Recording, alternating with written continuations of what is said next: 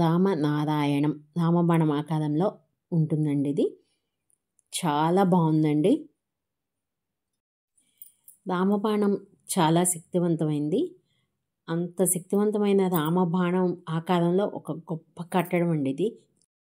ఇక్కడికి మనం పిల్లల్ని తీసుకెళ్తే చక్కగా రాముల వారివి ఆ బొమ్మలు, అక్కడ ఉన్న బొమ్మల్ని చూస్తూ కింద చక్కగా స్టోరీ వివరంగా రాశారండి.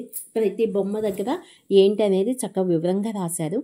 అవి చూపిస్తూ పిల్లలకు కనుక ఆ బొమ్మలు చూపిస్తూ కింద అది చదివిస్తూ వాళ్ళ చేత చెప్పామంటే వాళ్ళకి చక్కగా గుర్తుండిపోతుందండి. మనం ఎన్నిసార్లు చెప్పినా కూడా గుర్తుండదు. ఇది మటుకు చక్కగా గుర్తుంటుంది పిల్లలకి.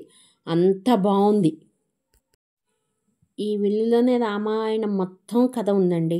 ఈ రాముడు జననం దగ్గర నుంచి రావణాసుడిని వధించి పట్టాభిషేకుడు అయ్యేంత వరకు కూడా చాలా అద్భుతంగా రామాయణ కథను చిన్న దృశ్య రూపాల్లో బొమ్మలు చక్కగా నిర్మించి పెట్టారండి. అద్భుతమైన విశేషం ఇది. శిల్పకళ కూడా చాలా బాగుంది. రామాయణం కూడా మొత్తం కళ్ళకు కట్టినట్టుగా కనిపిస్తుందండి మనకి. లోపలికి స్టార్ట్ అవ్వగానే సర్వవిఘ్న వినాయకుడి ఆలయం ఉందండి.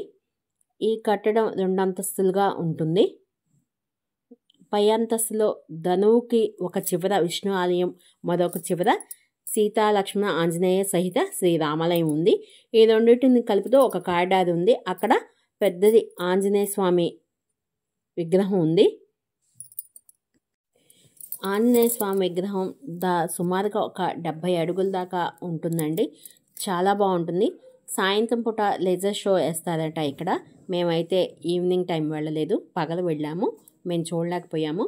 పిల్లల్ని తీసుకెళ్తే చక్కగా చూడండి, కింద కూడా రాసున్నాయి. ఏ చిత్రపటానికి అన్నీ కూడా విగ్రహాలలాగా చక్కగా చెక్కున్నాయండి. వాటి కింద చూడొచ్చు, పిల్లలకి అన్నీ చెప్పచ్చు.